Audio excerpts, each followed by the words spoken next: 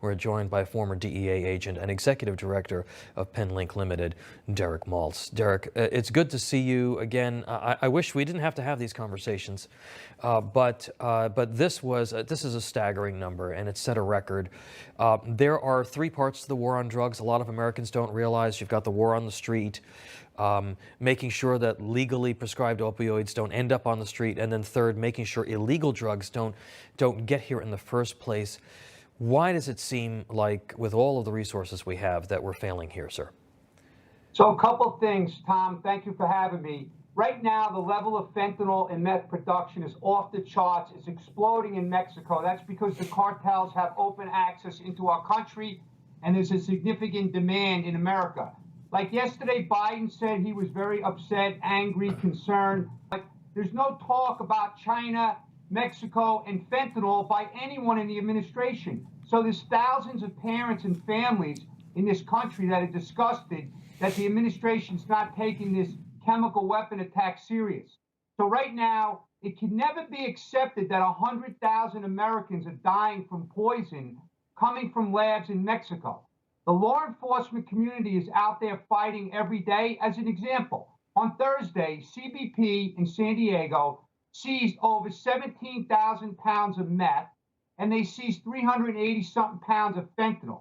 They're working very hard despite the lack of support from the administration. So they're going to continue to try to stop the flow of these drugs, but they need help from the government. Yeah. You know, I think one of the problems, too, Derek, is that the DEA is seizing thousands of pounds of drugs that are coming across the border.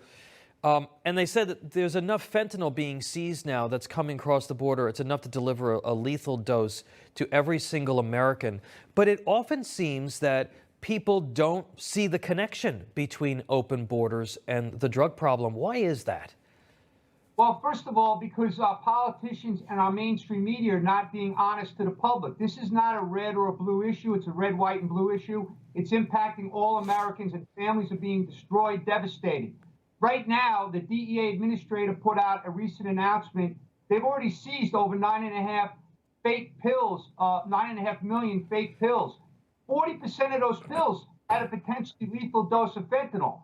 So the poison is floating around all over America. There's millions of pills that kids are ordering from social media, and they're getting these pills thinking they're Xanax and Adderall and Percocet and oxycodone, and they're dying instantly. This is a crisis we've never had in the history of the country. I want to make another really important point. Yeah. The administration's using talking points from 10 years ago. This is not opioid overdoses. This is fentanyl murder, fentanyl poisoning by the cartels and the Chinese transnational criminals. We've never seen this in the history of this country, Tom, and that's what everybody's missing. Yeah. This is a much more comprehensive problem than what the administration is laying out to the public. They don't want this problem to be tied to the cartels and to China because they're very soft on those two targets. Derek, you mentioned that kids and folks are ordering these things through social media. They're getting them online. Do you believe that the social media companies and internet service providers are working together enough with the government to try and prevent those sales from happening online? The answer is no, but I'll say this. The DEA administrator was very aggressive in the media announcement with the Deputy Attorney General, and they are talking to the social media companies. I think they'll make improvements, but it's all about the money. It's all about the money for the bad guys.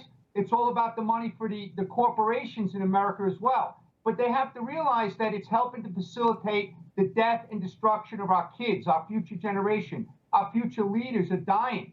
It's really like I deal with the families around America. Another thing, just to tell you, about a month ago in Mexico, they seized a fentanyl lab, and the AP reported that the lab was producing 70 million pills of fake oxy, the blue pills. The Sinaloa cartel is controlling that. When is the last time you heard President Biden or Vice President Harris, the border czar, talk about the cartels working with China?